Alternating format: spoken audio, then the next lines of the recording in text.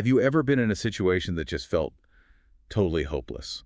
You know, like when everything's going wrong and there's absolutely no way out. Oh, yeah. I think we've all been there at some point, right? It's like you're stuck in a maze with no end in sight. Exactly. And then sometimes completely out of nowhere, things suddenly change like a total plot twist. It's those unexpected turnarounds that can be so powerful. That's exactly what we're going to be diving into today. This idea that even in the bleakest moments, there's always a possibility for things to shift dramatically. Mm. And we're going to explore this concept through a pretty fascinating story. Right. We're going to be looking at a daily devotion titled God Can Use Anyone, which is from Thursday, March 27th, 2025. Okay, and this devotion is centered around a passage in the Old Testament, 2 Kings chapter 7, verses 3 through 20. And you know, that verse that really encapsulates the heart of this whole story, it's verse 16, which says, "Then the people went out and plundered the camp of the Arameans. So a seah of the finest flour sold for a shekel, and 2 seahs of barley sold for a shekel, as the Lord had said." Wow, that's quite a visual, right? Yeah.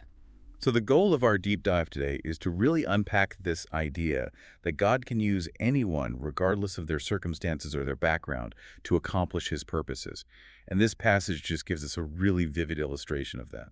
You know, when we think about heroes or people who make a difference, we often picture leaders or people in positions of power. Right. We think of those who have influence and resources. Exactly.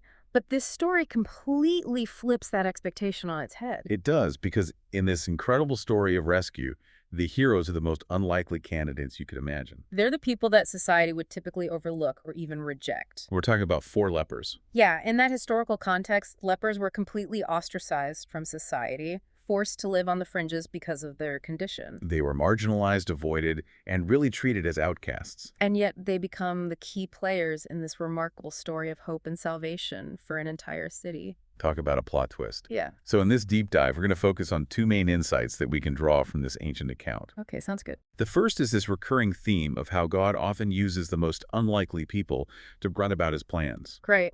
And the second is the really compelling message about the importance of sharing blessings with others. I think you'll find that both of these insights have some pretty powerful implications for our lives today. Definitely. I think it really challenges us to rethink where we might find potential, both in ourselves and in others. It also makes us consider how we respond when we encounter good fortune in our own lives. Right. Do we hoard it for ourselves, or do we use it to bless others? Exactly. So let's begin by delving into that first insight. How God uses the unlikely. To really grasp the impact of what these lepers did, we need to first understand the dire situation they were in. So paint us a picture. What was going on in Samaria at this time? Samaria was in a state of extreme crisis. They were under siege by the Arameans, and the city was completely surrounded. The Arameans had cut off all their supply lines. So basically they were trapped. Exactly.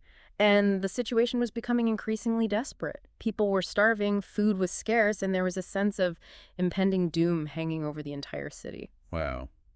That's a pretty grim picture. Yeah. That's hard to even imagine facing that level of despair. It really was.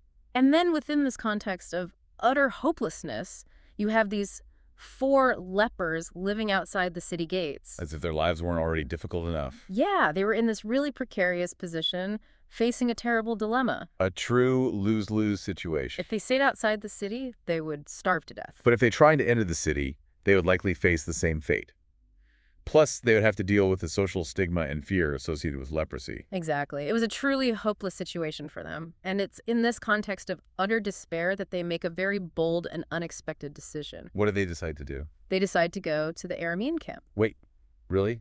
They're going to walk right into enemy territory. I know it seems crazy, right? But they reason that they have nothing to lose. They might get killed, but that's a possibility no matter what they choose to do. Yeah. So it's like a desperate gamble. Yeah, they're literally putting their lives on the line with this decision. But what they discover when they reach the Aramean camp is absolutely mind-blowing. Okay, I'm on the edge of my seat. What do they find? They find the entire camp completely deserted. It's like everyone just vanished into thin air. Seriously? Yeah. What happened? Well, the devotion says that God caused the Aramean army to flee in fear. It doesn't give us the specific details of what caused their panic. But clearly something spooked them. Big time, and the Arameans left behind everything. Their tents, their supplies, their food, their valuables, it's all just sitting there waiting. Wow. So these lepers stumble upon this incredible abundance in the middle of their desperate search for survival. It's like a miracle. It really is. It's like something out of a movie. And this discovery actually fulfills a prophecy that was given by Elisha. Oh, right, Elisha the prophet. He's a key figure in this whole story. Yeah, he had predicted that God would intervene and deliver Samaria from the Arameans. So this seemingly random event was actually part of a much bigger plan. Exactly. And it highlights this really important truth that God's ways are not always our ways. He often works in ways that we can't predict or understand. And he often uses the most unexpected people to carry out his plans. Like these 4 lepers. They weren't chosen because they were strong or powerful or influential. They were chosen because they were available and willing to take a risk. And their act of courage ended up saving an entire city. That's just amazing. It really shows us that God can use anyone, no matter how insignificant or unqualified they may seem. He sees potential where others see only weakness. And he values every single person regardless of their social status or their circumstances. This story is such a powerful reminder that we should never underestimate the people around us. Right? We never know who might be carrying the potential to do something extraordinary. And it also challenges us to think about our own lives. Are there areas where we feel unqualified or incapable of making a difference? This story suggests that those very feelings might actually be an invitation to step into something greater than ourselves. Sometimes it's when we feel the most vulnerable that we're the most open to God's leading. And it's in those moments of surrender that he can do the most incredible things through us. Absolutely. So these 4 unlikely heroes, they've stumbled upon this life-saving discovery. They've gone from facing starvation to having an abundance of everything they need. Talk about a complete turnaround. And this brings us to our second key insight, the importance of sharing blessings. Right.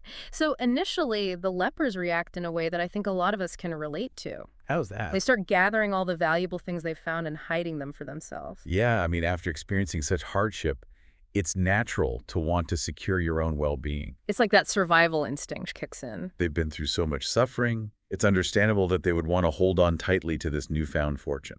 But then something really interesting happens. Their conscience starts to bother them. Oh, they have a change of heart. Yeah, they have this realization that what they're doing isn't right. They recognize that they've been given this incredible blessing, not just for themselves, but for others as well. And they say, what we're doing is not right. This is a day of good news, and we are keeping it to ourselves. So they make a decision. What do? They go back to the city. They go back to Samaria.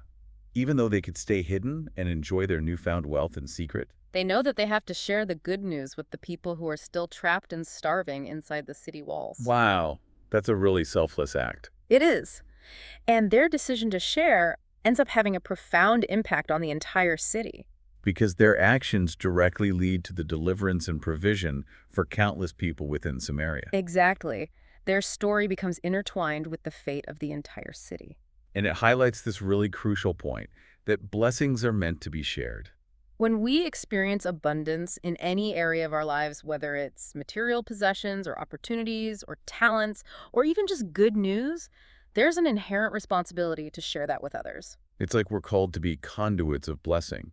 Right. We're not meant to hoard things for ourselves, but to use them to make a positive impact on the world around us. So how can we apply this principle in our own lives? Well, the devotion suggests some really practical ways to do that. Like what? Like sharing our resources with those in need, whether that's through financial giving or donating our time or simply being generous with what we have. And it's not just about material resources. It's also about sharing our knowledge, our skills, our talents. Anything that we have that could benefit others. It's also about setting an example of generosity for those around us. Especially for our children and for the younger generation. Showing them that true fulfillment comes from giving rather than getting. Exactly. It's about creating a culture of generosity that extends beyond ourselves and impacts our families, our communities, and even the world. So as we wrap up this deep dive, let's take a moment to reflect on those 2 key insights we've explored. Sure. First, the idea that God often uses the most unlikely people to accomplish his purposes. Reminding us to never underestimate ourselves or the people around us. And second, the importance of sharing our blessings with others. Recognizing that generosity has the power to transform lives and communities. And ultimately, the core message of this story is that God can use any of us. No matter who we are or where we come from or what our past looks like. He can use us to do amazing things if we're willing to make ourselves available to him. So here's a final thought to ponder. What abandoned camps of opportunity might be waiting for you to discover?